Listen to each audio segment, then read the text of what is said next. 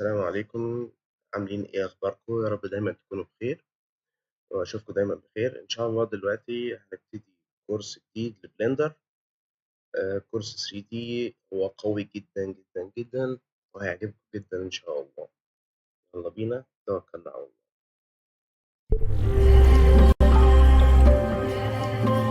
Hello and welcome to the first chapter of the photogrammetry course. We will start off with the best practices of photogrammetry that will help you to obtain the highest quality sources. We'll explore how the capturing device affects the final quality of the scan, what are the optimal camera settings and shooting patterns for every situation, and how to pre-process the raw photos in the freely available software Darktable with and without color checker, and what equipment may come in handy and what weather you should be looking for. So in other words, if you weren't familiar with the photographic part of the workflow as a 3D artist, we got you covered.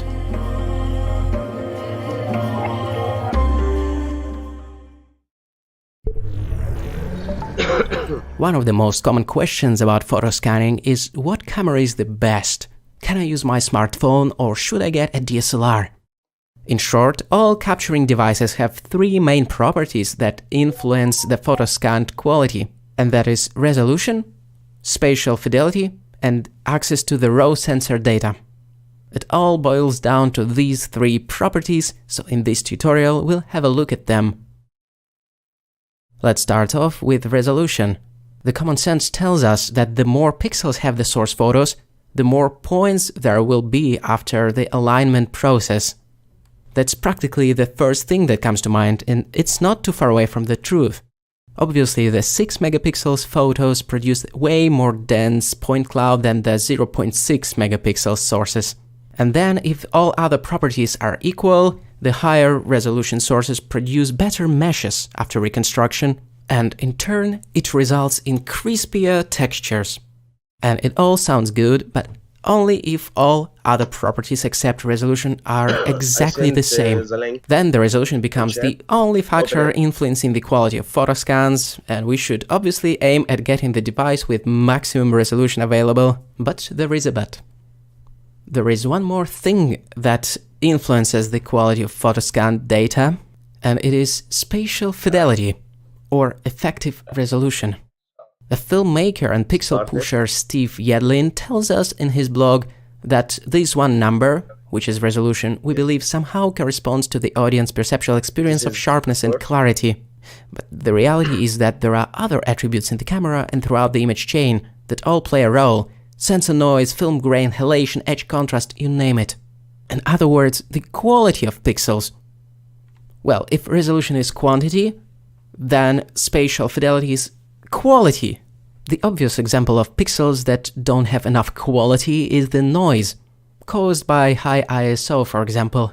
The input that has a high entropy, or the high noise-to-signal ratio, produce noisy meshes, no surprise about that. And from this perspective, resolution can be very deceptive. Here are two images for comparison. The left one has lower resolution and higher spatial fidelity, and the right one has higher resolution and lower spatial fidelity. If we zoom in into the right image with the lower spatial fidelity, we will notice that the pixels are pretty much mangled by chromatic aberration and the noise. And I guess some camera shake on top of it. I somewhat exaggerated the effect to demonstrate the concept, but you get the point. And for the sake of comparison, let's zoom in into the lower resolution image on the left, which has a higher overall clarity, and we may say quality of pixels. It's so much better. So the main point to drive home is that the quantity isn't enough to describe the overall effective resolution. The spatial fidelity should absolutely be taken into account when talking about capturing devices. So what are the things in capturing devices that affect spatial fidelity? The sensor and the optics. Mainly the optics that affect distortion, corner sharpness, vignetting, chromatic aberration, and other artifacts that can influence and will influence the quality of pixels. As for the sensor size, the larger sensors, like the full-frame camera sensors, have larger photoreceptors, and it means the higher sensitivity to the light. It's physics. With smaller, less sensitive sensors, sometimes it's necessary to boost the sensitivity artificially internet. via boosting the ISO value, and it degrades the signal by introducing lots and lots of noise. Then on top of it, the overall quality of optics comes into play. Some zoom lenses, especially the kit lenses, can produce a lot of chromatic aberration and other artifacts that degrade the overall quality of pixels. Here you can see that the image is fairly blurry, and that's already a bad thing, and the chromatic aberration takes as much as, I don't know, 20 pixels. It's pretty crazy, and it definitely translates into lower quality output, lower quality meshes. And if it isn't bad enough, it translates to the quality of texturing as well. We can say that this looks pretty bad when we can actually register the chromatic aberration in the textures. The same object captured on a device with sharper optics will look much better in any software, be it Meshroom or Metashape or Reality Capture. So the sensor and the optics quality are the things to watch for when choosing the capturing device, and historically it's been easier to find a DSLR with a decent lens than, say, to obtain the same level of sharpness on mobile, and it doesn't have to be expensive. The prime lenses can be very cheap and produce a great quality rendering, and the mid-range DSLR cameras can be bought for reasonable money actually. So to sum it up, it's definitely possible to take a decent quality photo scans using a phone camera, especially if there is enough light and if you're using a tripod. But in our opinion, even an inexpensive DSLR, especially with a decent lens, will most likely beat it in terms of the spatial quality. Here you can see the photo taken on a very affordable camera. And while we can tell that this is far from being perfect, it's still a little bit clearer and sharper than what my smartphone provided me with. It's just a matter of optics and the sensor size. And the third feature, which is super important in choosing the capturing devices, is the ability to access the raw data from the sensor. Without having the direct access to this type of data, we are doomed to use the JPEGs processed in a random way in camera, and in turn, this leads to unnecessary suffering. First of all, we'll have to deal with compression, which is a no-go in photo scanning. Any kind of compression, like the JPEG compression, is a degradation of the signal, and it definitely affects the quality of photoscan on all stages, during matching of the points, during reconstruction and during texturing. And on top of that, the random in-camera processing usually mangles the contrast levels by applying some kind of an S-curve. And not only the contrast, but the chromaticity is pretty much mangled as well, like this should be red, so on and so forth. On the other hand, if the camera device can save the images in the RAW format, which can be processed in the application like Lightroom or Darktable in our case, we'll get the colors which are more or less correct, in the sense that they are close to the colors in the original scene. And in addition to that, we can use the developing capabilities of Darktable or any other such software for manipulating exposure and white balance in post. And that is a good news for photogrammetry. So having the access to the sensor data, which is usually provided in the form of the RAW files, is a must-have. Actually, we will talk about color management later in the course as well. So to sum it up, we should really care about three main things, which are resolution, spatial fidelity, and the access to the raw sensor data. These are the three things to watch for in choosing the capturing device, be it a DSLR, a smartphone camera, a camera that is mounted on a drone, whatever it is. In my opinion, the most cost-effective option is to get a prosumer-grade DSLR or the mid-range DSLR. It can be pretty affordable, especially if bought used, and especially if you don't need its video capabilities. That being said, basically by rotating the object, we can trick the software into thinking that we changed the camera pattern. So by implementing this hack, in theory and in practice, we can achieve the full coverage. 1 second.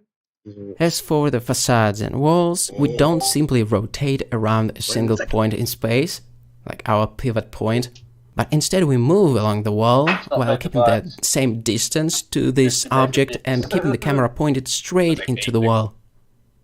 It is important to change the position of the camera in between the shots, because that gives the photo scanning software the depth cues, and these cues are then used for reconstructing geometry basically.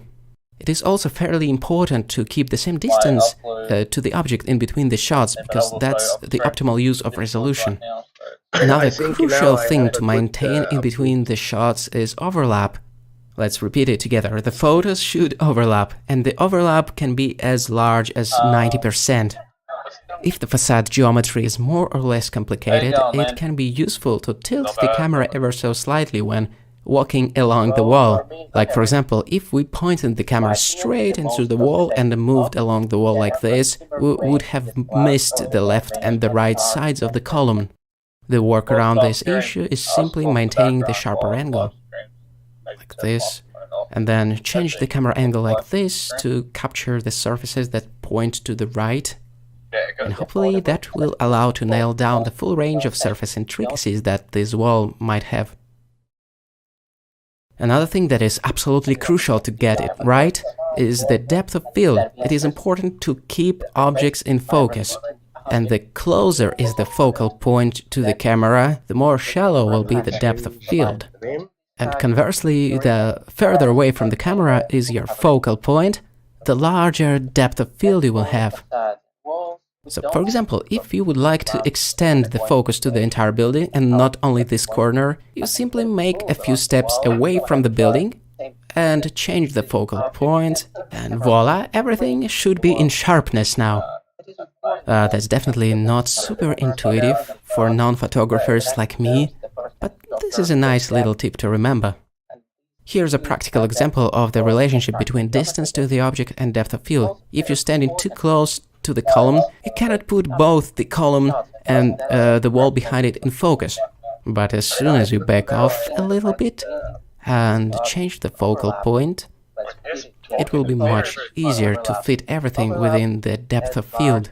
And thus, everything will be in focus, and everyone will be happy. The reconstruction will go well. I don't think that we should go into the weeds right now, but there is such thing as hyperfocal distance. In brief, that's the way to get infinite depth of field from a certain point all the way to the horizon, so you don't have to care about focus at all beyond this certain distance. That's a bit off topic though for our course, so I encourage you to read about it. Let's get back to the scanning patterns. The narrow spaces, like corridors, can be captured like this, with the wider lens, probably even fisheye lens, applied. Let me simulate this in Blender really quickly. So here we have the focal length of 12 setup, and the space is very narrow indeed. That's the Bernardin Cloister in Brest. So technically, with a lens as wide as this one, we can take a few steps forward, snap a photo, take a few steps forward, snap a photo again, and so on and so forth. And it will be enough coverage and enough material for a good reconstruction. As far as capturing interiors goes, we again don't simply rotate around our pivot point. It's the opposite of stitching panoramas. We should move like this alongside the walls while cutting the corners ever so slightly to maintain a decent overlap. It really looks like an ellipse, something like that. After some practice, it becomes the second nature, even if it don't make sense right away. It will definitely make sense on location. On capturing the surfaces, for example for material work, we can implement all kinds of patterns, but it's important to make sure that we still work in sequence, that the next photo overlaps with the previous one. It makes it both easier to follow the pattern mentally and not accidentally break it up during the photo session, and it's easier for the software to calculate it. We can either do a snake-like pattern, or maybe a spiral that can go inward, for example, so we don't accidentally film the parts of the soil that we have mangled already by stepping on them. And on capturing the surfaces, like for example for PBR textures, that usually requires slightly more careful approach to overlap and resolution. The same pattern can be used for filming all kind of stuff actually. Like for example, we used it to capture this roof by using a drone. Once again, to achieve an even distribution of cameras, it is important to keep this sequence in mind and trying not to break it. Once we started talking about the drone photogrammetry, for the bigger objects we can use this kind of an onion rings pattern. It brings us back to capturing the smaller objects actually. This is nothing more than a few circles around. If we are fancy, we can try building a hemisphere from the camera angles as well. So these are the most common photogrammetry scenarios that we may have to deal with. Obviously, each new environment, location or asset or anything requires its own approaches, but these are the few things from which we can borrow the scanning patterns and we can mix and match them. Thank you for staying with us. My name is Gleb. You're watching Creating Photoscan 3D Environment Assets course. The next video will be about pre-planning the photogrammetry session.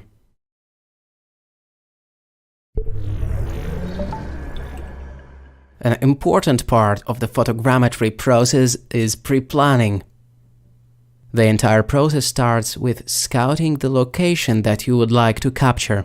Chances are you already know some intriguing location that you would like to visit with a camera, but first I would recommend to capture a so-called draft scan. The photos can be taken really quickly on smartphone. The whole purpose of this stage of the workflow is to check the potential angles and split the model into modules and just generally pre-plan the scanning session. Here we can tell that the wall ended up being pretty dense in terms of points, while the upper portion of the building suffers from not enough information, and that's something to keep in mind in the final photo session. It is especially evident with the mesh reconstructed that the balcony turned into kind of a blob. We should probably take it into consideration and do something about it. And then it's useful to split the entire object into modules or parts. So for example, on the first visit we will be scanning the wall, and then this part, and then that part. It's useful to have this mental model in place. Regarding pre-planning the weather, we should aim at getting the cloudy weather ideally. The sunny weather obviously produces hard shadows, and they are tediously hard to erase in post. The perfect type of weather for photogrammetry is overcast, cloudy weather without rain. Even if it may seem that the overcast weather produces this kind of featureless look on the object, it's not the case. With just enough spatial resolution in your capturing device, there is always a lot of detail, more than enough for unbelievable reconstruction. Once again, even though there are applications that are able to remove cast shadows in a semi-automatic way, it's still pretty much a showstopper, especially with some dappled light type of lighting scenario. On top of that, as we have already mentioned, the shadows tend to move, and that is definitely a red flag. It often leads to blobby and wavy geometry. Okay, I think it's still important to mention the delighting software like Agisoft Delighter in the context of removing the lighting information from the textures. For now, let's say that the textures with the overcast lighting baked in are still much easier to delight than the textures with the sharp shadows. We'll pay attention to delighting throughout the course and do it together in Agisoft Delighter. So before moving on location, it's worth checking the weather report. Yet another potential consideration is the time of day. Chances are that even if the weather is sunny, there still is a probability of the shadow being in the right place throughout the day. That is, if we have visited that location before and kind of understand where the sun will be at that moment. To be fair, that's a bit harder to predict than simply checking the weather forecast, but not impossible. And the sunny days provide a good opportunity to scan interiors. That's also something to think about. And I think there is no need to mention that there is no need to scan objects at night and late in the evening. On top of the sharp, multicolored light sources everywhere, it's simply not enough ambient light to get to the correct exposure. I find it fascinating that sometimes it's a matter of choosing the right time of the year. If you happen to stay in one location for long enough, like one city or something, you will probably wait long enough to get an opportunity to experience the same location in various seasons. So maybe you cannot scan it in winter due to the snow, and it's overgrown in summer, but then comes fall, let's say September 12th, and you discover out of a sudden that it's available for photogrammetry. Pretty much the challenges like the greenery blocking the main object fall under the category of accessibility. It may be the trees, or it may be related to the activities of humans in this area, especially on working days, or maybe on weekends specifically. It depends. There may be cars blocking the view of the object, or anything else of that sort. There could be a reconstruction of this part of the city started unexpectedly on that day when you were about to take a photo scan. So that's also something to include in your pre-planning if possible. So thanks for watching, that was Gleb Alexandrov for the photogrammetry course. In this video we have discussed the necessity of doing some pre-planning, scouting, checking the weather, choosing the right time of day if it depends on the position of the sun, well, choosing the right time of the year, and lastly checking the accessibility of location and maybe including it in your pre-planning. And of course it never hurts to visit the location in advance, spend some time there to create a draft photo scan. All these preparation steps will pay off during the final photo session.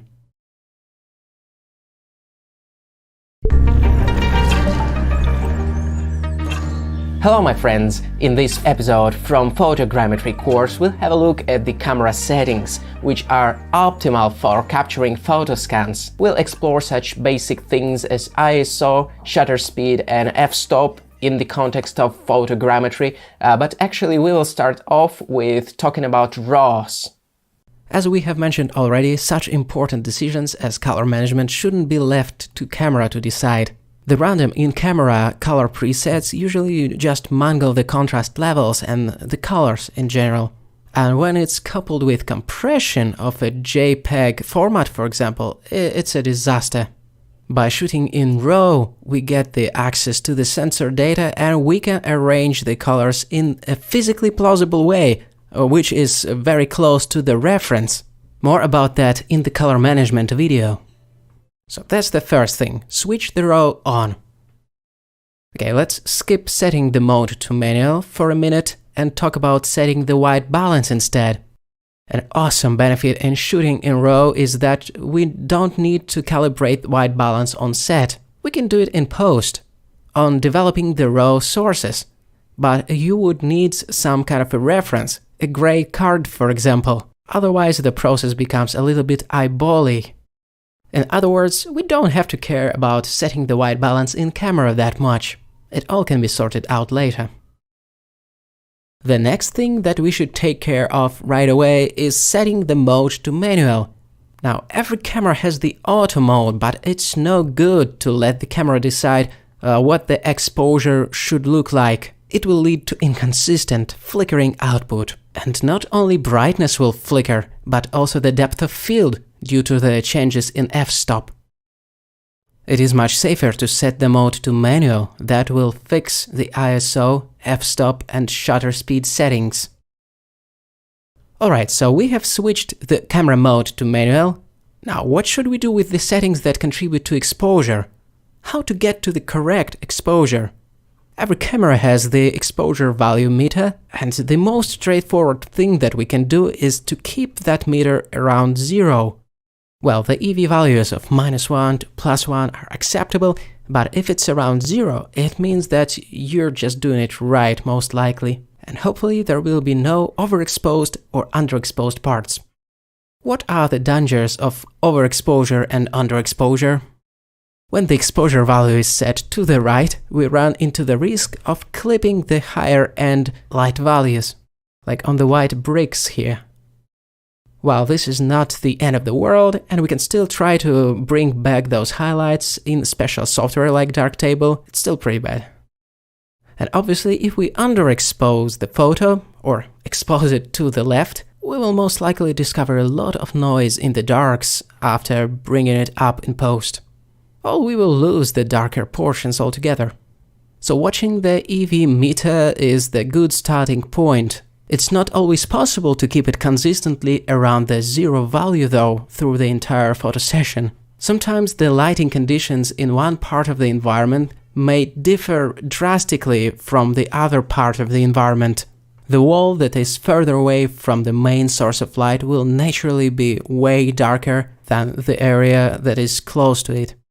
So after all, as an exception to this rule of having the exposure value around zero at all times, you may need to adapt to the changing lighting conditions in the scene.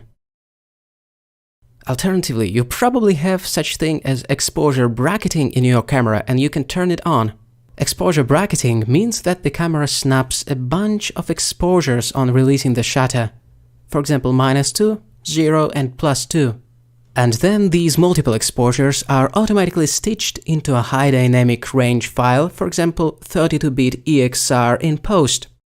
We won't go into such details just yet, but photogrammetry software accept high dynamic range files as inputs. That could be a potent solution to the dynamic range problem, but for now let's keep it simple.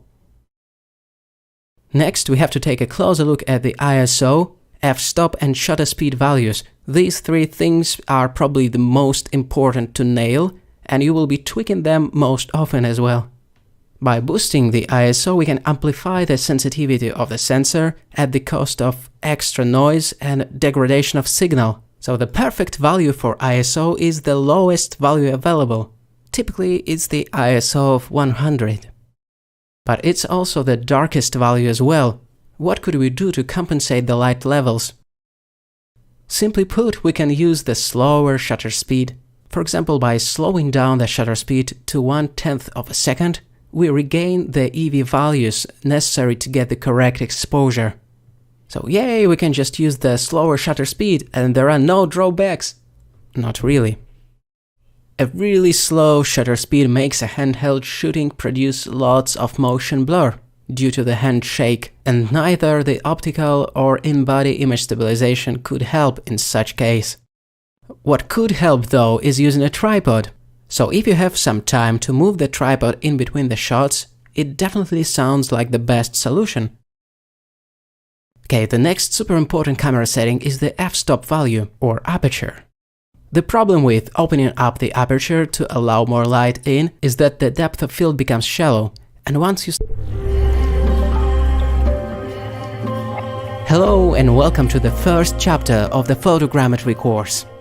We will start off with the best practices of photogrammetry that... One of the most common questions about photo scanning is... In this video we'll talk about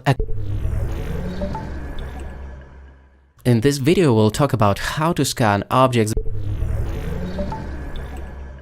An important part of the photogrammetry. Hello my friends, in this episode from Photogrammetry course we'll have a look at the camera settings, which are optimal for capturing photo scans. We'll explore such basic things as ISO, shutter speed and f-stop in the context of photogrammetry, but actually we will start off with talking about RAWs. As we have mentioned already, such important decisions as color management shouldn't be left to camera to decide. The random in-camera color presets usually just mangle the contrast levels and the colors in general. And when it's coupled with compression of a JPEG format, for example, it's a disaster. By shooting in RAW, we get the access to the sensor data and we can arrange the colors in a physically plausible way, which is very close to the reference. More about that in the color management video. So that's the first thing, switch the RAW on. Okay, let's skip setting the mode to manual for a minute and talk about setting the white balance instead. An awesome benefit in shooting in RAW is that we don't need to calibrate white balance on set. We can do it in post, on developing the RAW sources. But you would need some kind of a reference, a gray card for example. Otherwise the process becomes a little bit eyebally. In other words, we don't have to care about setting the white balance in camera that much. It all can be sorted out later. The next thing that we should take care of right away is setting the mode to manual. Now, every camera has the auto mode, but it's no good to let the camera decide what the exposure should look like. It will lead to inconsistent, flickering output. And not only brightness will flicker, but also the depth of field due to the changes in f-stop. It is much safer to set the mode to manual. That will fix the ISO, f-stop and shutter speed settings. Alright, so we have switched the camera mode to manual. Now, what should we do with the settings that contribute to exposure? How to get to the correct exposure? Every camera has the exposure value meter, and the most straightforward thing that we can do is to keep that meter around 0.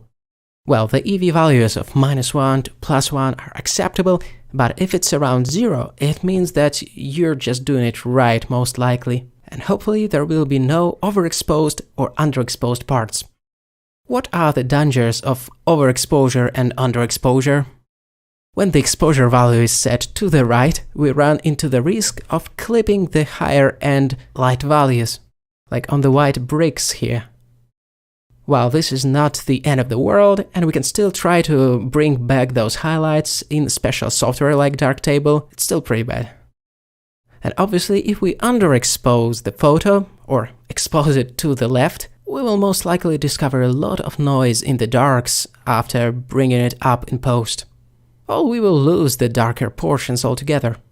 So watching the EV meter is the good starting point. It's not always possible to keep it consistently around the 0 value though through the entire photo session. Sometimes the lighting conditions in one part of the environment may differ drastically from the other part of the environment.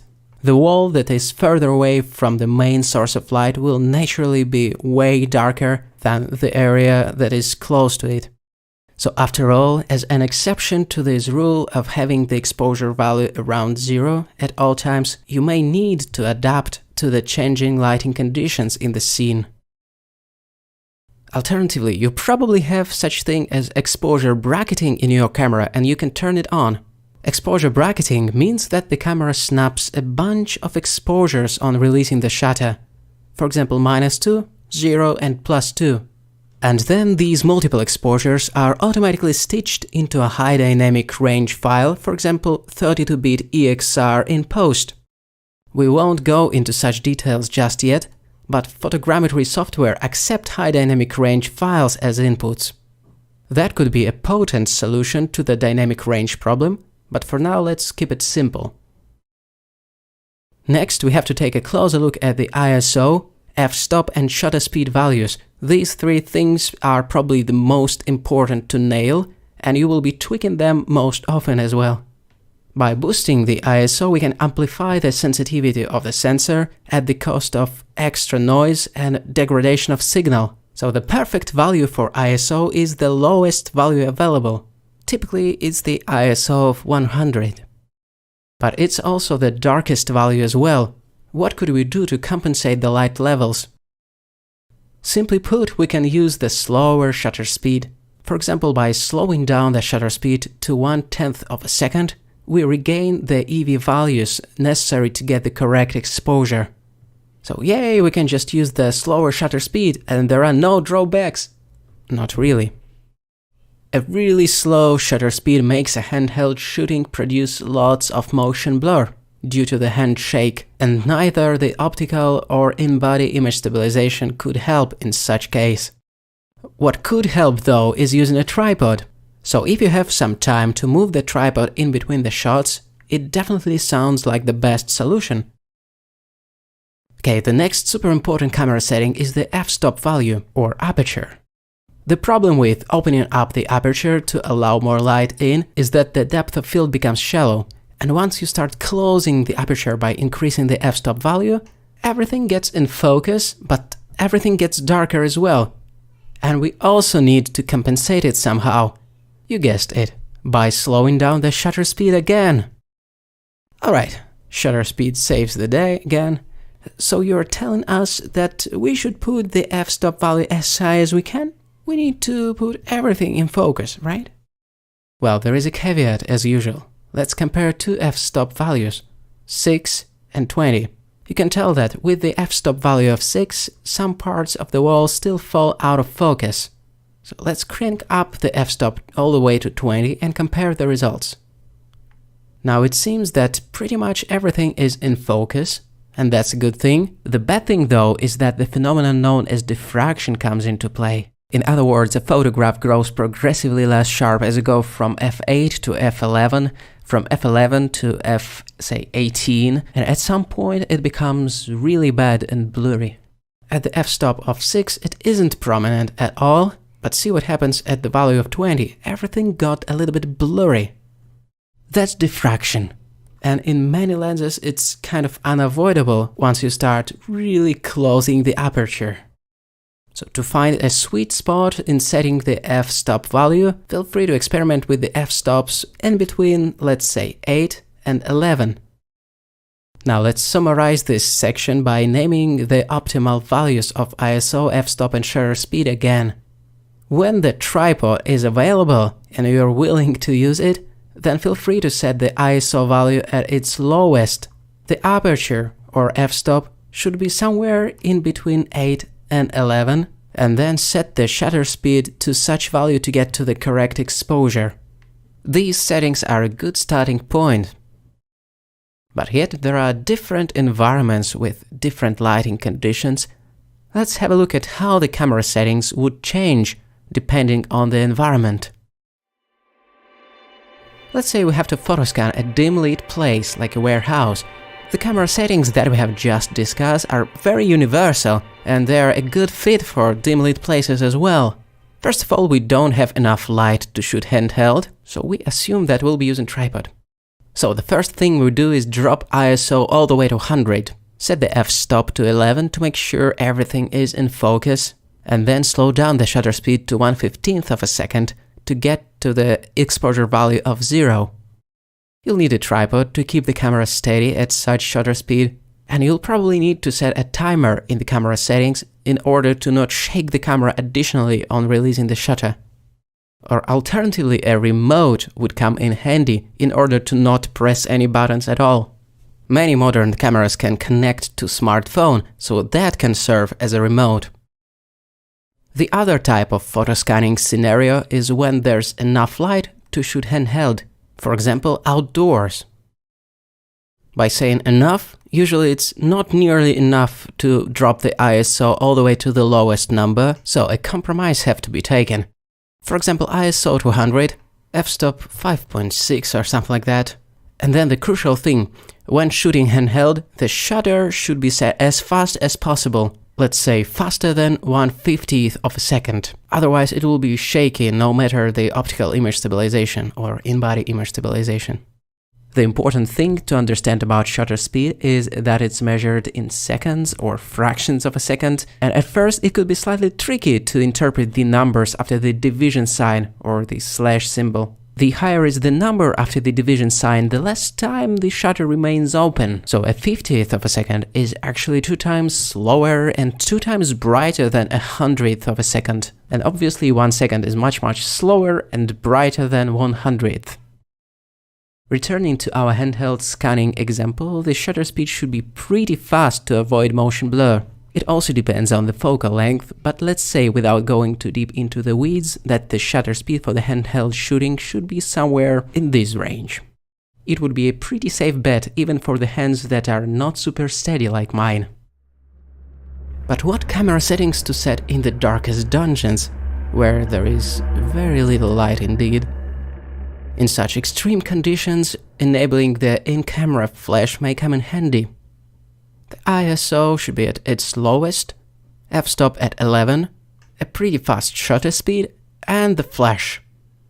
The flash may lead to lighting inconsistencies in between the shots, but what can we do? Generally, it still works well enough in reconstruction, so in-camera flash could be a viable method of scanning such dark environments. A few words about the drive mode now. Typically, the drive mode should be kept at single shooting. It's usually set like this by default, so you don't have to touch anything to activate it. In some cases, when there's plenty of light, the drive mode can be switched to continuous shooting. By activating this mode, you tell the camera to shoot in bursts, so you press and hold the shutter button, and it behaves somewhat like shooting a video. It's fairly hard to do it like this though, so I would recommend to stick to the single shooting mode.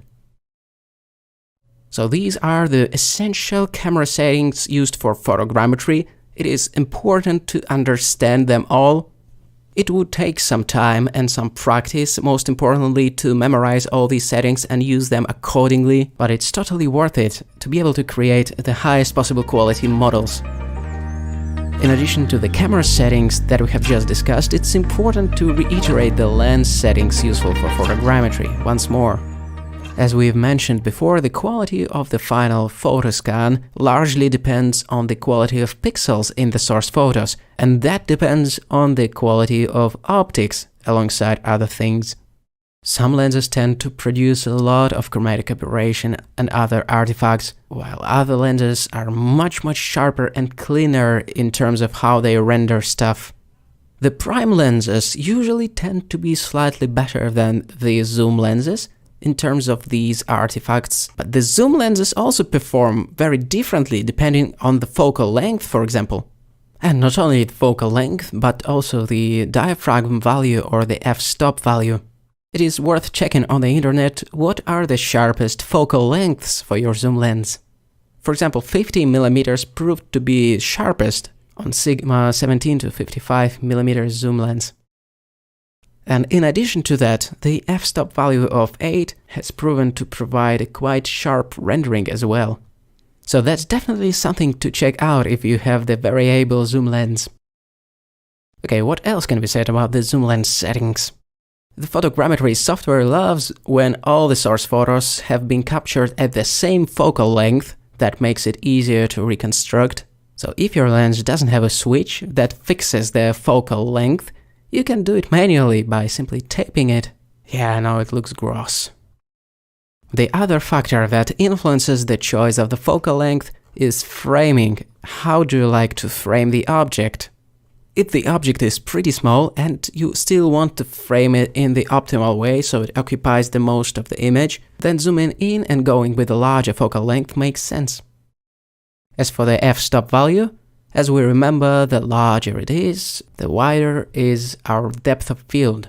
In other words, typically it should be around f8 or even f11 for the optimal depth of field and everything in focus. Framing-wise, we may want to go slightly wider in the narrow spaces like corridors. It makes sense to go as wide as possible, whatever it is, 24 or 14 or even wider than that. If you use a crop sensor camera, then going fisheye is must-have in some places. So the type of the environment obviously affects the choice of the focal length and the lenses for that matter. So these were some things that I wanted to emphasize once more, and in the next video we'll take a closer look at the equipment that may prove useful for photogrammetry. A few words about the equipment for photogrammetry, the essential equipment and the bonuses that may come in handy. As a super minimalistic setup, we don't need that much actually, just our camera or even our smartphone, and preferably with a tripod to keep it steady. But then we can start developing the inventory of things that can be useful for certain photogrammetry tasks. A backpack, for example, to put everything into. It's useful. Okay, so we have used a mid-range crop sensor DSLR for our photogrammetry, and it proved to be quite sharp when paired with the Sigma 17 to 55mm zoom lens. So let's say that in addition to camera, the sharpest lens that you can find is the best thing that you can do for your photogrammetry. Then for the longer photo sessions, over 300 photos let's say, the spare batteries are very useful indeed. As well as the extra memory cards for that matter, even though we can obviously do without that. If I had to choose one add-on to the camera, or rather to the lens that saved the day a million times, that would be a lens hood. The lens hood prevents optical flares, and that's a deal breaker when shooting outside. The reflector or any other light blocker may unlock the possibility of taking photos in sunny weather by cutting out the direct sunlight that hits the part of the surface that you're scanning at the moment. It makes the entire process a little bit tedious, and there probably will be some light streaks left in the image, but it's relatively easy to wipe them out in post if there aren't too many. For calibrating the white balance and exposure in post, the 18% gray card is a must-have. It makes adjusting the temperature of a scene illuminate a breeze. A slightly more advanced version of a gray card is actually a full color checker, like X-Rite Color Passport 2 for example. It not only serves as a reference for setting the white balance, it also can be used for calibrating the camera. It isn't absolutely necessary for photogrammetry though, and it's fairly expensive. Next, if you have a measuring tape around, bring it with you to the scanning session. By having it present in the scan, or in some of the photos at least, it serves as a reference for the scale. Then you'll know for sure that this part of the surface is exactly 1 meter, and you will be able to nail the scale on aligning the points in photogrammetry software. It's useful. We talked about tripod already, and put it numerous times in the must-have category. If you're gonna be using the slower shutter speeds, and that's what you're gonna be using anyway, then the tripod and some kind of a remote device in order to not press any buttons actually become a necessary kit. As for drones, of course drones are godsend for photogrammetry. They are fairly expensive as well. Being able to lift and direct the camera in such way really unlocks many possibilities that aren't simply available from the ground level. But once again, it's a matter of investing into it, and it's not always a possibility. We were renting the drone for quite a long time, then bought one for our company. Next, some kind of a turntable device for in-studio photogrammetry, and then along the same lines, some kind of a light setup for more or less even lighting, and then for in-studio shooting, some kind of a tripod, ideally the system of cross-polarization that we don't have ourselves. Once again, I recommend watching the cross-polarization video on the Grzegorz Baran's YouTube channel.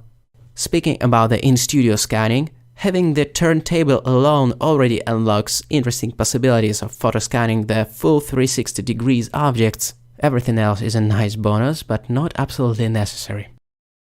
Thanks for watching. That was a quick overview of the equipment that can be very useful for photogrammetry. That being said, nothing prevents you from capturing the amazing photoscans using just your camera or even your smartphone. Well, with a tripod. The rest could be a good bonus and investment, but start with the basics.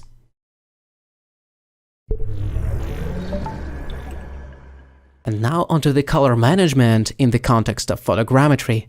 It may seem off-tangent at first, but it's super relevant.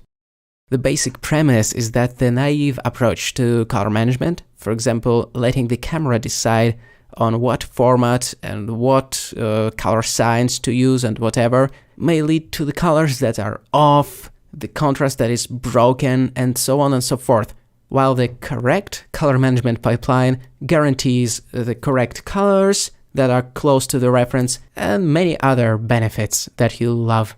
So let us get started. First, let us talk about the in-camera JPEGs, aka the display referred disaster. All of us remember the camera settings that may look like this. Picture profile set to Creative Pro look, there's the word gamma somewhere, some kind of a LUT applied to image, and the file format set to JPEG.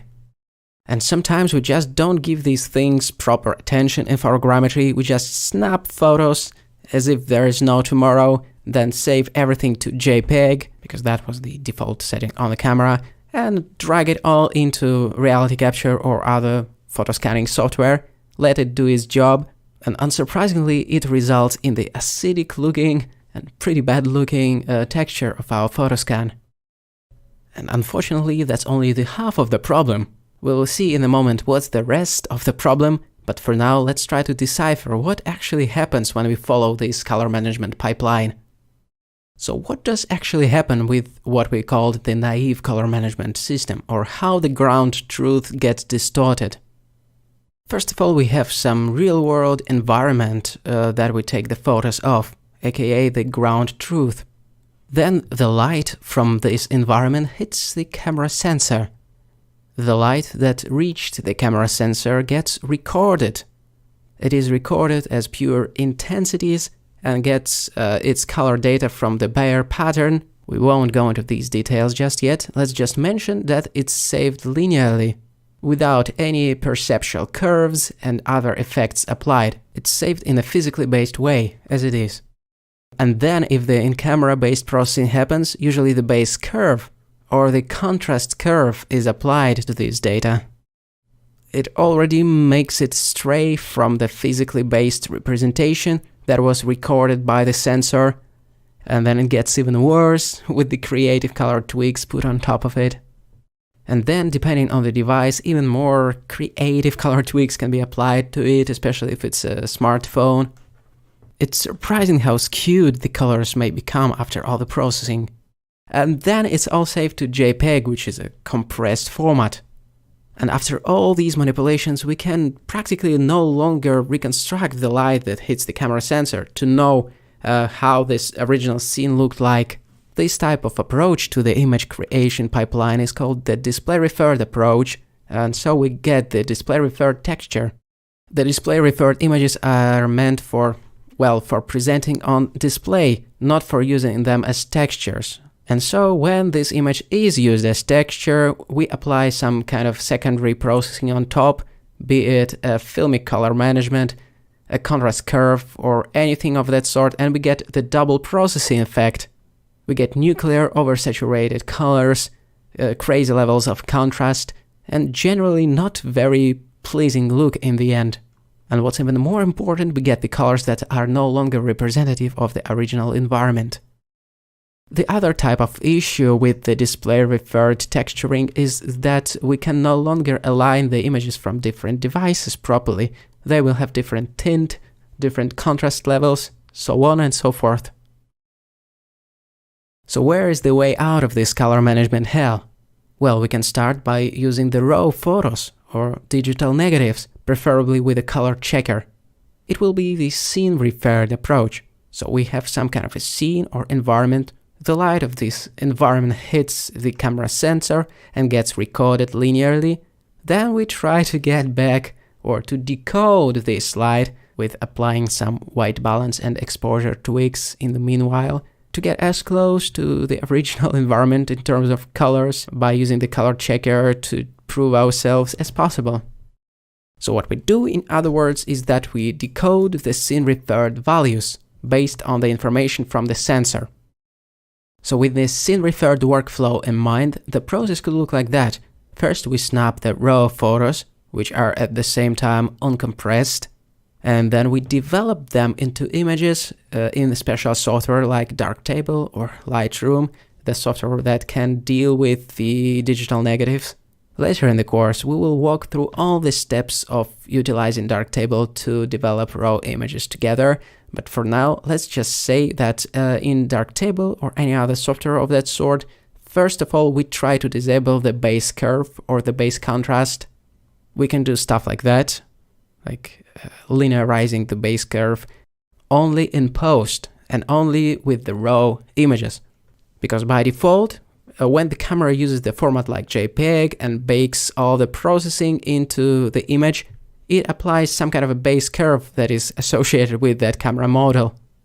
And after such curve is baked, there is practically no way back. It is very hard to unroll it. What does this curve alone do to the colors? Well, it makes pretty much all the values of the swatches of our color checker off. We have the CIE reference of the color checker passport values somewhere, so we can always compare against it. But for now, let's say that all the values will be slightly off, and the relationship between the brightnesses will also be broken. There are obviously other types of modules or effects that can be turned off in post when dealing with the raw photos. The Filmic RGB display transform can be also turned off. It also has a built-in curve. So if we want to decode everything to its initial state of the light that hit the camera sensor, we can just disable all the extra effects, as simple as that. The only two necessary manipulations that we should do with our raw source is choosing the right color temperature and exposure, and that's it. Actually, I think that makes the entire scene referred workflow very straightforward. First, we define the color temperature of the scene illuminant, which can be done with the help of the color checker. Here, for example, it should be set to approximately 8K Kelvin. And then we just try to nail the exposure. So, for example, if we color pick the white value or the D1 here, we should make sure that after adjusting the exposure, it's around 96, where 96 is the first value of the lab color space or lightness. And we can check in the reference file, which is the color reference of this color checker, that indeed the white swatch should be around 96. And the neutral gray should be what? Around 50, which makes sense, it's middle gray. In the lab terms, it should be dead on in the middle. So 50, where's the middle gray? Let's see. It corresponds to the reference values, so we know it should be correct.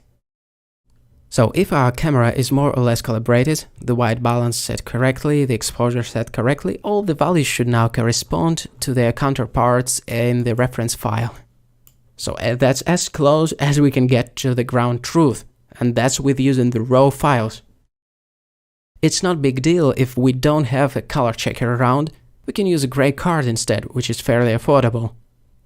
It provides a nice reference of a color temperature within the scene. And if we got nothing of that sort on making Photoscan, we still have some neutral surfaces, which we believe are the neutral gray or white. And we can use these surfaces to eyeball the color temperature. Usually it works pretty well. So that was the scene-referred workflow as opposed to the display-referred workflow. With this workflow, our intention is to get the colors that are representative of the original environment. And we do it by properly decoding or processing the raw files.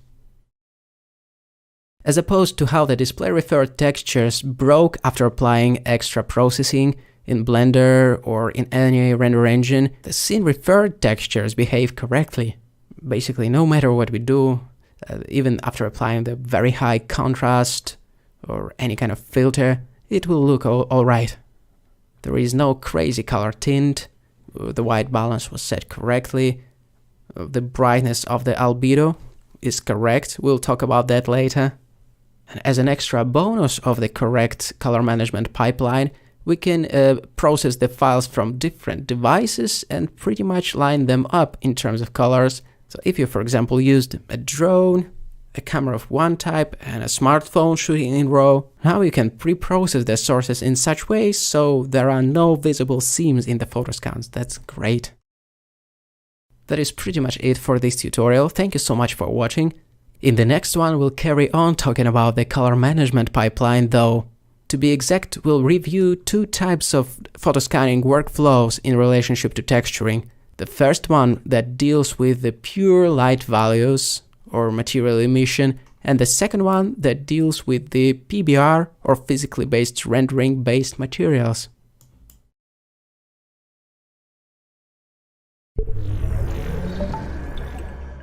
There are two sub-workflows, if you wish, within the photogrammetry workflow. We can call the first one PBR, or physically based rendering, and the second one the emissive workflow. Let's explore both of them now. So we can do two main things with the light data captured by the camera sensor.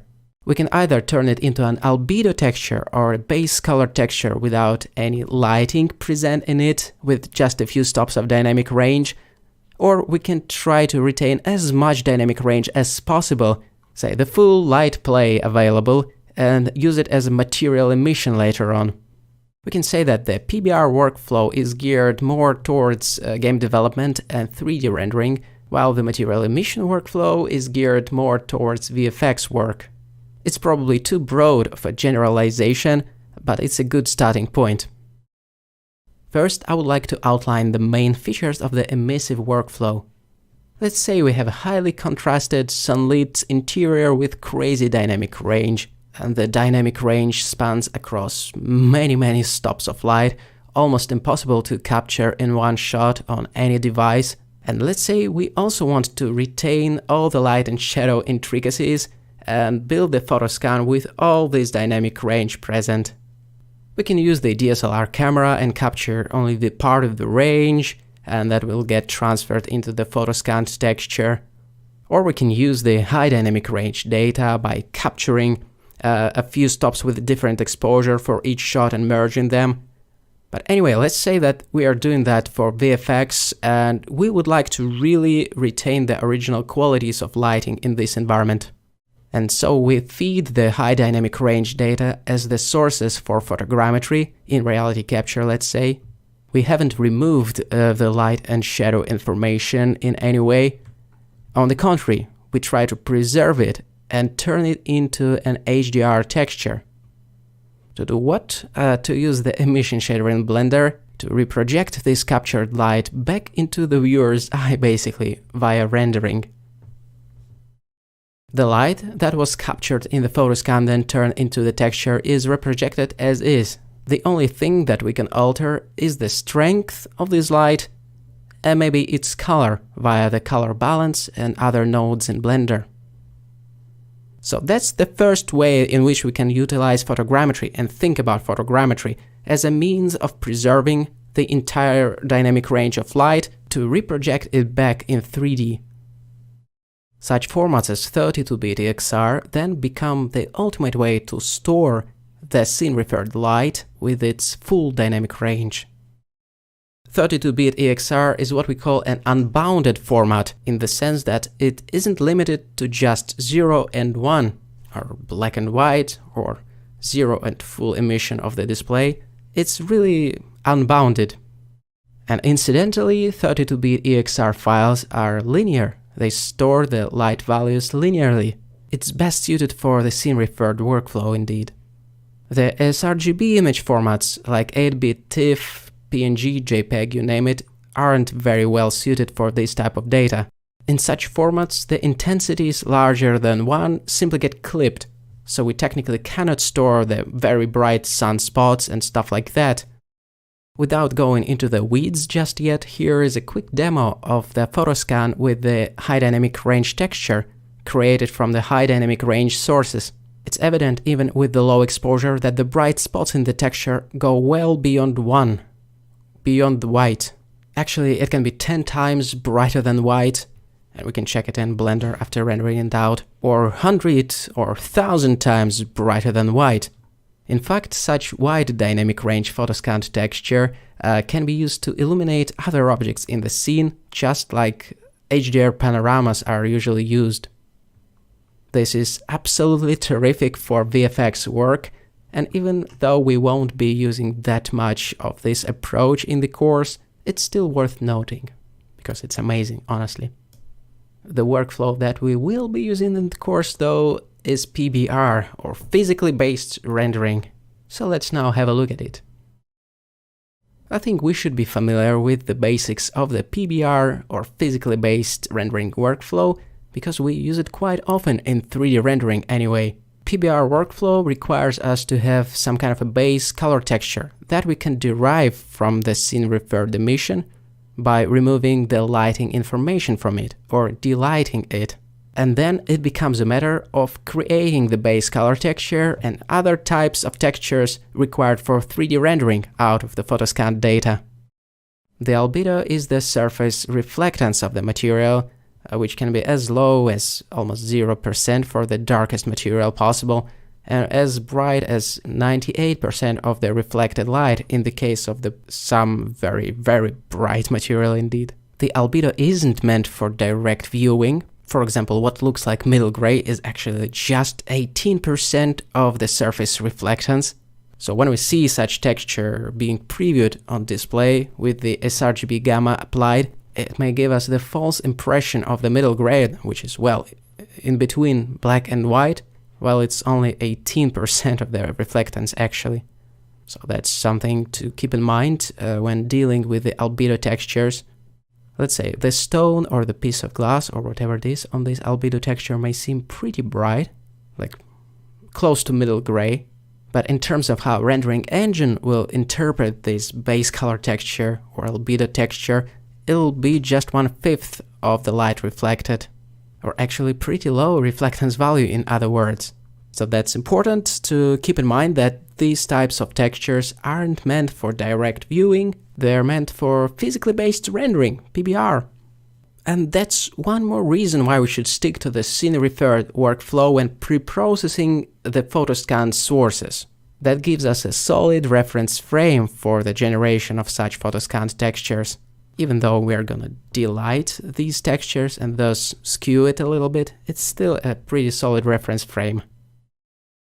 And then, within the PBR-based workflow in Blender, this resulting albedo texture will be used as a diffuse color.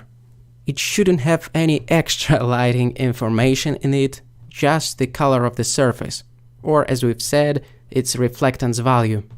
And then the render engine will take this reflectance value into consideration, multiply it by lighting that is present in the scene to produce a beautiful, believable render. In Blender terms, this texture is usually plugged straight into the diffuse color input of the principled BSDF shader. Of course, that's not the only texture produced out of the photoscan data. I will talk about all of them, including normal maps, displacement, and so on, but more about it later. For now, let me showcase an interesting way in which the albedo texture may affect 3D rendering. Did you know that the albedo texture defines how much light will actually bounce off the objects? Here you can see how it affects the bounce diffuse light passes in cycles, and it's pretty interesting, I think. So it's more than just the color of the object, be it red or brown or whatever. The albedo texture participates in the entire lighting calculations. So these are two branches of photogrammetry in terms of texturing that can be explored, but throughout this particular course we'll focus on the PBR workflow mostly. After all, our aim will be to create 3D assets used in 3D environments illuminated by artificial lights, so that's our workflow of choice, PBR. My name is Gleb Alexandrov, thank you for staying with us. In the next video we'll expand on this subject, on PBR materials in the context of photogrammetry, and we'll also talk about how to derive these maps out of the photoscanned data.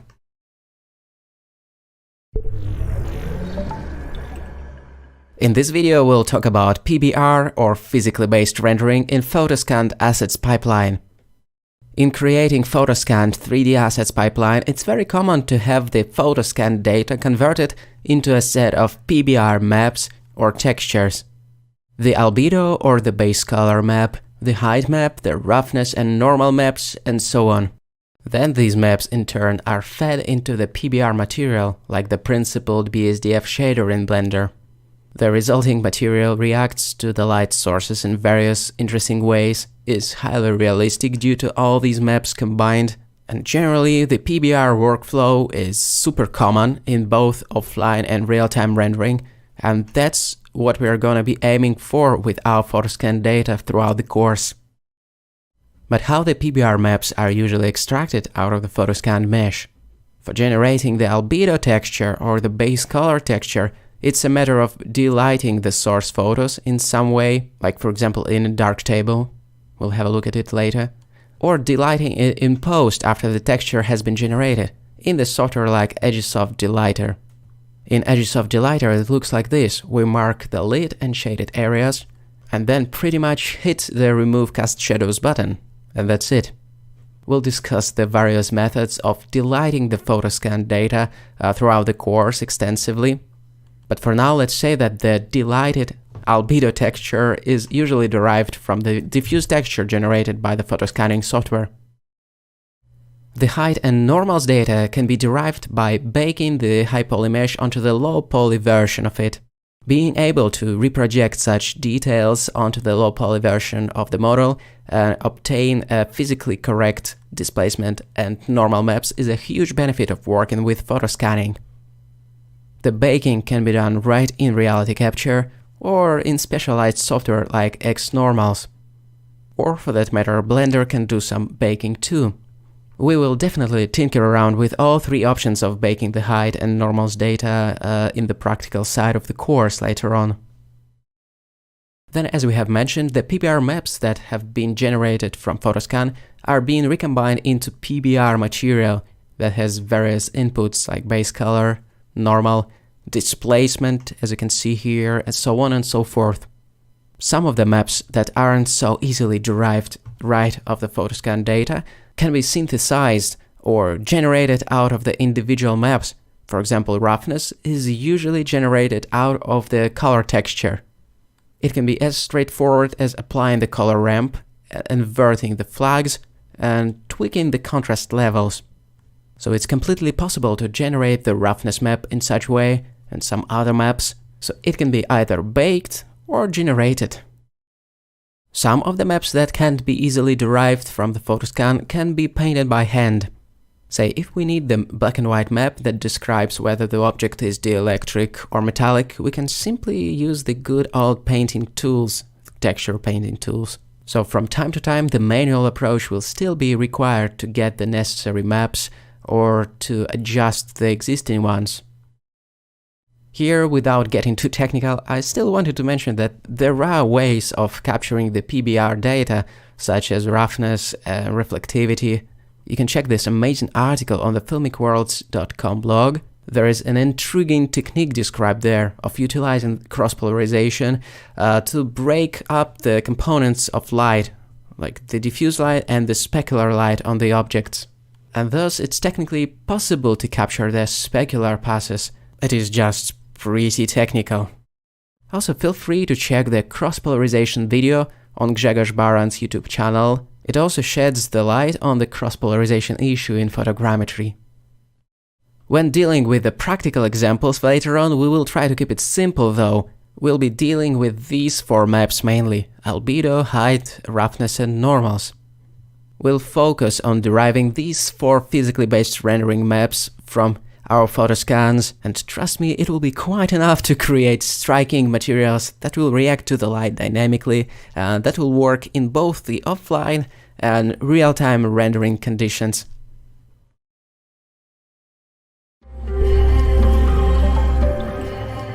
Before moving on to the practical side of the course, here is a quick rundown of the photogrammetry pipeline and the software that we are going to be using. A quick disclaimer: we tried to keep the photogrammetry pipeline freely available by utilizing free and open source and preferably multi-platform software, and while it is possible to keep it 100% free by using Meshroom as the photogrammetry tool, we would still advise to try Reality Capture if possible. It is totally worth it in terms of an immense speed boost it can give. And after the acquisition by Epic Games, capturing reality has dropped its prices significantly, so it became quite affordable.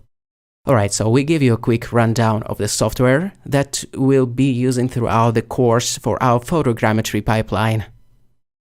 For developing the raw photos, we'll use Darktable, an open source photography workflow application and raw developer. It is a free multi-platform alternative to Lightroom, and we will use it extensively throughout the course for pre-processing our source files, tweaking white balance, exposure, equalizing the tones, so on and so forth. You can download the app from darktable.org. Alongside Darktable, as a tool for batch image resizing, we recommend XNView, which is free for personal use. It's the image viewer that supports all major image formats, including EXRs, and that can convert them to different image formats and apply some processing along the way. For example, batch resizing all the sources for a quicker preview reconstruction.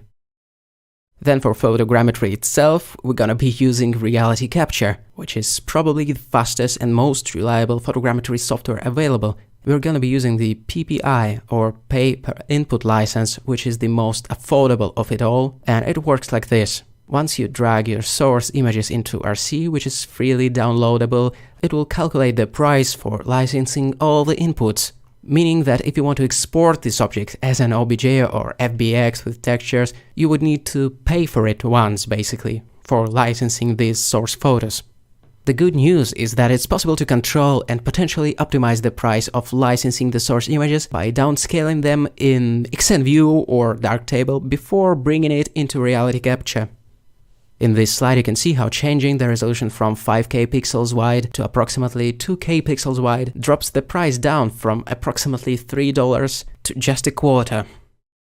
And you pay once and can export multiple number of times, like infinite number of times with any tweaks to the source mesh. And even though obviously it doesn't make it a free software, it's still a commercial software. This type of license, especially with some optimization of the source material, makes it fairly affordable, and that's why we recommend using it. That being said, if you still want to stick to 100% free and open source photogrammetry pipeline, then there is a plan B, which is Meshroom. It is a completely free 3D reconstruction software that you can download from alicevision.org. It may be not as fast as Reality Capture or Metashape, but it's still capable of producing amazing photo scans. So in case you want to keep your photogrammetry pipeline fully open source, here is Meshroom for you. Next, Blender. You can download it from blender.org. It's completely free, as in freedom. We usually use experimental builds that you can find on the site as well. A long story short, Blender will be our software of choice for the rest of the photogrammetry pipeline, aside from the mesh reconstruction itself. Fixing the mesh issues, closing holes, doing retopology, even baking, you name it. We'll be using Blender for so many different things related to photo scanning pipeline in a broad sense. And obviously we'll fully utilize its rendering capabilities as well. Then going back to Reality Capture for just a moment, it will come in handy for texture baking as well. Just like Agisoft Metashape, Reality Capture is fully capable of baking texture maps, so we will make use of it not only as a reconstruction tool, but as a baking tool as well. In addition to that, if your operating system is Windows, you will be able to use good old Xnormal. It is a free baking application that supports all necessary passes and can be downloaded from xnormal.net. Okay, for removing cast shadows and ambient occlusion from our 3D models textures, we will use Agisoft Delighter. It is a free standalone delighting tool that can be found and downloaded from the Agisoft website.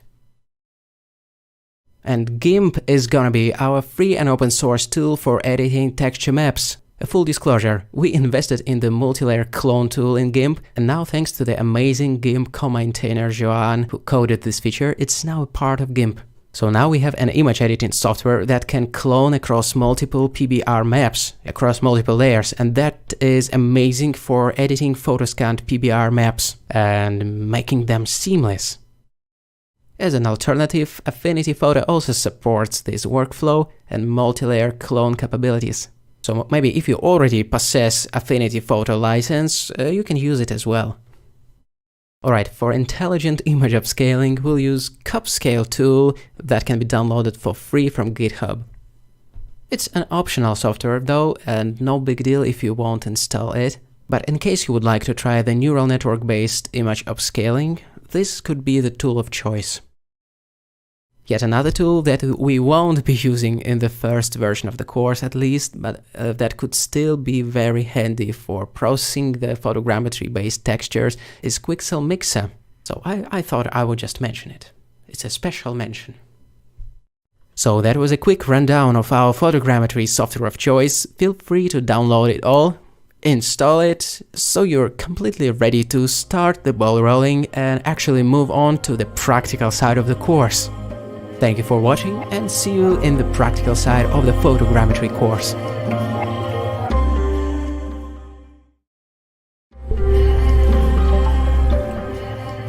Hey, my name is Gleb Alexandrov. Welcome to the first tutorial from that part of the course, where we're gonna be focusing on different techniques of creating photoscan 3D environment assets like this roadblock. And actually we're gonna start off by recreating this precise roadblock. First, we'll pre-process the raw photos captured on an average mobile phone in Darktable, a freely available software for developing the raw photos. Then we'll align the photos and reconstruct the mesh in full detail in Reality Capture. After that, we'll clean it up by removing the redundant areas. and filling in the gaps. Then we'll use the Blender's sculpting capabilities to further tweak the mesh. We will simplify the mesh for baking textures, then unwrap and reproject textures in Reality Capture. To make it a really versatile 360 degrees complete asset, we'll inpaint the missing textures by utilizing projection and clone stamping in Blender. Finally, as a bonus to this video, we'll learn how to use the AI-based upscaling to resize the albedo texture. It'll be a totally magical part. I recommend you don't skip it. And hopefully after watching this tutorial, you will be able to get something like that. Feel free to download the sources to be able to follow along and buckle up. Before we begin though, a quick disclaimer. The source photos for this tutorial were captured on a mobile phone in RAW format. No expensive DSLRs were involved.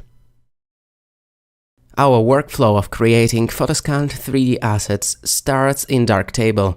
It's the free and open source software for processing RAW photos. And let me start off right away by dragging and dropping the RAW files into the user interface like this. As a plan B, if it doesn't import, use Add to Library button. Hit plus, then navigate to the folder with the source photos and proceed from there. If for some reason you don't see the left panel with import, you can hit this little triangle to expand it, because it's collapsible. The left panel also has the Image Information tab, which is pretty useful. You can check the model of the camera used. In our case, it was a pre-average mobile camera, and other parameters like resolution and so on and so forth. The same goes for the right panel. If you don't see it, click on the triangle to expand. We will need a history stack panel from there, and also obviously the export panel to export the processed sources once we're done with it. Alright, to start the developing process, you can either double-click on the image or enter the darkroom mode from there. In the darkroom, we develop our digital negative into something that can be exported out. First, let's click on this icon and select the scene referred defaults. We can also click on the little cog icon over there to enter the settings, head over to the processing menu, and apply the scene referred defaults. And while we are on this page, I would also recommend to head over to the storage menu and untick the write sidecar file for each image checkbox. Otherwise, Darktable will keep populating the XMP files, which I don't like. Now I'm making sure that pretty much all modules are disabled. Let's try to keep it minimal. The Filmic RGB and other aesthetically driven adjustments should be probably turned off as well. I'm gonna quickly visit this menu again and enable all modules, just for a second, to see if the base curve is turned off. If you don't have the scene referred default in Darktable, you will probably have to deal with the base curve. The base curve is like the S-shaped contrast curve automatically applied to the source RAW photos. Without such a curve, it looks visually washed out, but that's exactly what we need. We need to keep everything linearized, so the base curve should be turned off.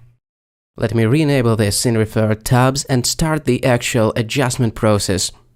First, I'm gonna visit the white balance tab and adjust the temperature. To not completely eyeball it, I'm gonna click on the eyedropper icon, and then I will try to define the patch of the image that I think should be the neutral gray.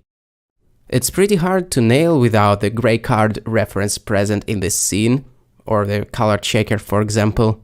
But if you didn't have one, just try to find the patch that is close to the neutral gray.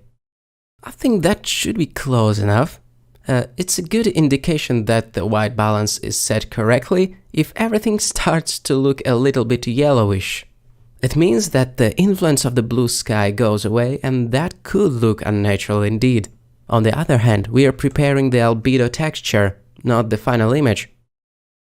Alright, the second thing after adjusting the white balance is to adjust the exposure. Of course, the RAW files only have as much fidelity as they have. The exposure should be probably adjusted on set, but we can try to adjust it within a certain range in post as well. Just like with the white balance, it would be very handy indeed if we had the gray card reference present in the scene. The 18% gray card combined with the eyedropper could give us some reference point to measure. But anyway, let's not get too serious about it and just try to eyeball it. Oftentimes it's worth making it a little bit brighter than you think it should be. After all, it's supposed to be the albedo texture, and the values that you see on display will get linearized for rendering. To sort of help remove the lighting information from the source images, I will turn on the tone equalizer. I will tone down the upper bands, and hopefully it by itself will help to equalize the lit and shaded areas. Alternatively, you can use the mouse wheel while hovering over the certain portions of the image to adjust that band. While this is not an alternative for a proper delighting, that's a good starting point, and in some cases it could suffice for the final delighting. Like in this case, I think. Aside from that, I would adjust the sharpness levels. First, we disabled everything, now let's bring back the sharpen module. I will zoom in to see the effects a little bit clearer, and the only thing I'll touch is adjusting the amount. I will set it to 2. I'll suspect that the video compression will eat that stuff up, but to reiterate, the sharpen was set to 2, and it's good. Now going back over to Light Table, where we have all our source photos, and in the history stack, I will press Selective Copy, and I will make sure that the white balance is also selected. Then pressing OK. Then it's a matter of expanding the selection to all the sources by either pressing Ctrl A or holding Shift and clicking on the first and last image, and then Selective Paste. And OK. It looks to me like the development settings have been propagated to all 44 images. Now we just have to export it. The usual stuff. First we need to define the output folder. I created a subfolder within the source files to not accidentally forget where I put it. And what's for the settings? It's a good practice to stay away from JPEGs usually and use uncompressed formats like TIFF. 8-bit would be enough. For the 8-bit sources, sRGB can be the image profile. Then we can either export it in full resolution and then use something like XNView for batch resizing the images, or we can trim the resolution from the set size field, like 2K pixels wide, and finally happily export it out. The next stop after processing the photos is photogrammetry in Reality Capture, or the process of reconstructing the mesh out of these photos. In the top of the user interface, I will switch to 1+1 layout, and then we need to add the inputs. Once again, I will resort to drag and dropping into this tab. Still 44 images, meaning that we haven't lost anything in the process. You can check the resolution of the selected inputs, 2K pixels wide, like it should. It will also affect the price, among other things. And now just hit the start button to create a virtual reality. Actually, no. It's never a good idea to do it like this. What we should do instead is tackle the workflow steps one by one, starting with aligning the images, then calculating the model, so on and so forth. So down into the settings of the alignment tab, let's check the image downscale factor. I think it is important to point out how the image downscale factor works in Reality Capture, because it can definitely be slightly non-intuitive. Basically, it's a multiple by which the application reduces the size of an image before feature detection. For example, if you input 3 in there, you tell RC to downscale the source images by the factor of 3. And if you input 1 in there, it's basically no downscale at all. I think the value of 2 is a nice starting point. So let's go with 2. And in the advanced settings, pretty much everything at their default values except the preselector features, which I cranked up a little bit.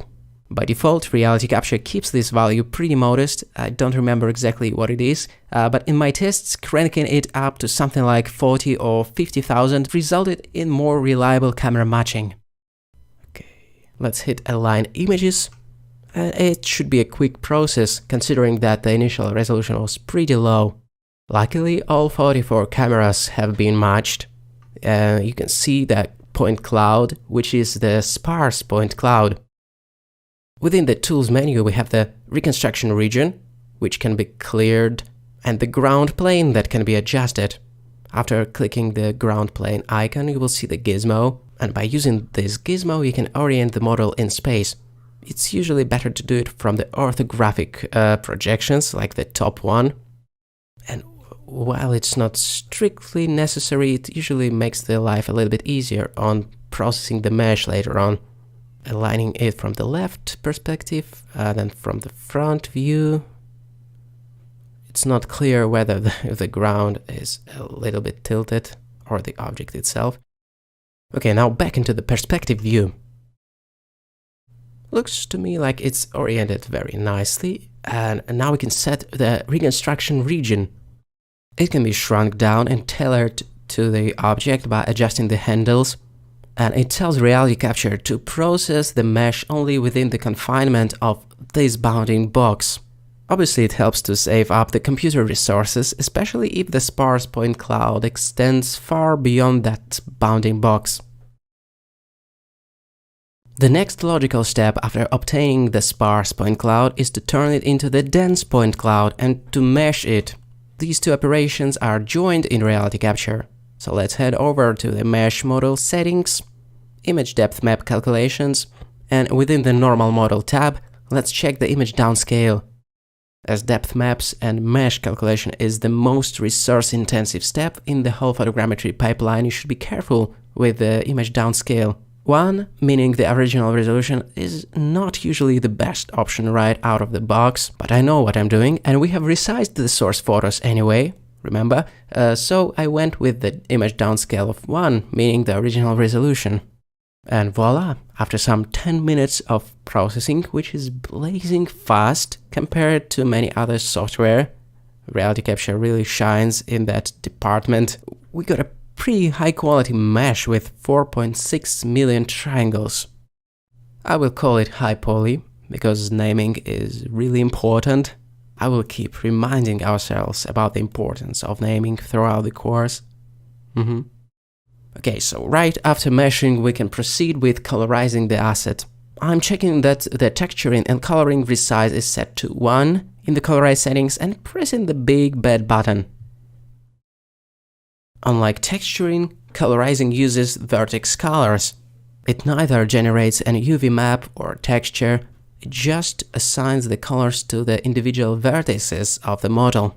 And if the density of the vertices is enough, I think 5 million triangles is close to being enough in that sense, the final result looks just like a texture. Not having the UV map and the texture can be an advantage if you have to sculpt the model, or if you don't want to spend time generating textures. And in some cases, texturing the really high poly model is practically impossible anyway. Alright, so here we got a nice high poly base mesh with colors assigned to vertices. After that, to make the model actually usable, it usually has to be trimmed or cleaned up in some way. Even before taking this model to Blender for the mesh doctor work, it's possible to do some cleanup in Reality Capture. For example, with the help of the lasso selection tool and the filter command. First of all, I will clear the reconstruction region because it messes with the selection. And then I will isolate the part of the model that isn't the road block. You need a pretty steady hand in order to do that. With Control, you can add to the selection, and with Shift, subtract from it. So it's helpful to do it in a few steps without trying to nail everything at once, in other words. So I'm proceeding slowly and carefully with selection. Once again, with holding the Control key, you can add to it. And by holding Shift, remove the parts of the selection. If you feel more comfortable with doing it in Blender with the help of the Boolean tools or just good old selection in edit mode, go for it. In my opinion, the RC selection is slightly faster for the time being, especially when the mesh is spectacularly high polygonal, which is not the case here. Once the selection is finalized, I'm pressing the Filter Selection button within the Tools menu. That will delete the selected polygons, basically. And it will create a duplicate of the model with these areas cleaned up as well. Let's call it high poly _ trimmed or something like that. So this will be our high poly model that we will be working on in Blender. So I'm gonna hit export, we need to find the FBX format, create a separate folder for the high poly model, and just dump it into there after licensing the inputs, because the pay per input license means that we need to pay for the inputs first. As far as I remember, for this particular model it was something like $0.25, so pretty affordable indeed. But anyway, that's something to keep in mind, that Reality Capture is still a paid application. Okay, so the model should be exported now. Let's pick it up in Blender. The high poly mesh is still nowhere as clean as we would like it to be, so let's pick it up in Blender and keep rolling. As we have used the FBX format for exporting it out from RC, we should use it for importing it back into Blender. So navigate to the folder where we have put it and import that FBX. If the file is pretty heavy, it could take some time to import it. But here we go. Even though the quality of the final photoscan is far away from being perfect, I'm still very surprised at what Reality Capture was able to squeeze out of the source footage taken on mobile. There are a few places like these handles that I would like to see replaced, or reworked rather. And obviously this gap at the bottom needs to be closed if we decide to close the gaps. So let's get started. Within the viewport settings, the statistics enables the preview of how many faces and triangles and vertices and all that stuff our model has. So it's around 4 million polygons, still pretty manageable, although it starts to be slow in Blender. As you remember, we have generated the vertex colors, so it can be previewed from the viewport options menu. That being said, we probably won't need that preview, but it's useful to have anyway. What can we do to close the hole? The most straightforward option would be to go into the edit mode, manually select the boundary loop or the edge of the hole, and just fill it with the faces. Let's give it a try. First I will press A to select all the vertices, then search for Select Boundary Loop, and hopefully that will outline the edge of the gap very nicely, like this. What we can do next is go Face, Fill, or press Alt F, and that will try to fill it in with the faces like this, which doesn't look well, but after some tweaking I think we will make it work. For now, it's just a rough, how should I put it, filler. To make it work, let's go down into the Sculpt mode. Sculpting is a remedy for many things related to photoscanning. Its huge advantage compared to stretching vertices in the edit mode is that it's fast. And on top of that, it has such a nice feature, dynamic topology, meaning that we can work with a pretty horrible soup of polygons, and dynamic topology will invent the new configuration of polygons on the fly. So right away, I'm gonna turn on the dynamic topology checkbox. It will warn us that the vertex colors will not be preserved. I'm fine with that, you'll see in a moment why. But actually, you know what, let's go back into the object mode and duplicate this roadblock just in case we do something awful with it, right? Shift D to duplicate, M to move to the new collection, I will call it Sculpt. And the original object should be put into its own collection called High Poly. And then I will move the stuff around in the outliner like this and untick the High Poly collection. So we're left only with the Sculpt one. Now we're good to go into the Sculpt mode once more and start fixing the bottom surface. I'm using mouse wheel to scroll the top panel until I see the dynamic topology checkbox. Let's turn it on. T to open the left tool shelf and expand it like this to see the names of the tools. I'm gonna choose the Clay Strips brush. The strength can be set to a really low number though, because I just want to recalculate the problematic topology there. What dynamic topology does is generates the wireframe on the fly, and the detail size can be tweaked in its settings. And what I'm doing now basically is I'm recalculating the problematic topology. When the mesh is pretty dense, it can become slightly less responsive than we would like it to be, but here it's pretty manageable at 5 million polygons, approximately. It was 4 or something like that. So I'm quickly brushing over the razor-sharp thin polygons created by the fill operation, massaging it very carefully. And when it's done, the dynamic topology can be turned off temporarily, especially if it got sluggish.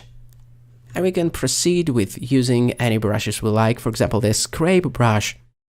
It will help to reduce the pillow effect caused by the clay strips brush and to create some chiseled edges as well. I'm not gonna pay much attention to the bottom surface of the mesh though, because I just want to close the gap and then slap some texture on top of it, just so we have something to work with. I won't try to hammer it into looking the same as the rest of the model detail-wise. It just needs to be good enough to serve as a filler. So that's it for sculpting the base for now. Let's jump back into the object mode. There are things in life that can't be fixed by sculpting, like these metal rings, so I'm gonna replace them. Shift A, go Mesh, add a circle. I will keep it relatively low poly, so in the circle settings I'm adjusting the vertices to be 18. Then Tab to enter the edit mode, 7 on the numpad to switch to the top orthographic view, delete the half of the vertices, select these two, E for extrusion, and it's extruded out like this. This is gonna be the carcass on which the flesh will grow. I played Death Trash a little bit too much, as you can see. It's a wonderful game, by the way, try it. So in the modifiers, search for the skin modifier. It will precisely make this thing fleshy. Smooth shading should be turned on. Then how to adjust the thickness? First, let's enable the X-ray mode in the viewport settings, then select the vertices and press Ctrl A to adjust the thickness of the skin effect. It's a pretty obscure shortcut, Ctrl A, but anyway, now we have to nudge this metal ring into place. R to rotate, G to move.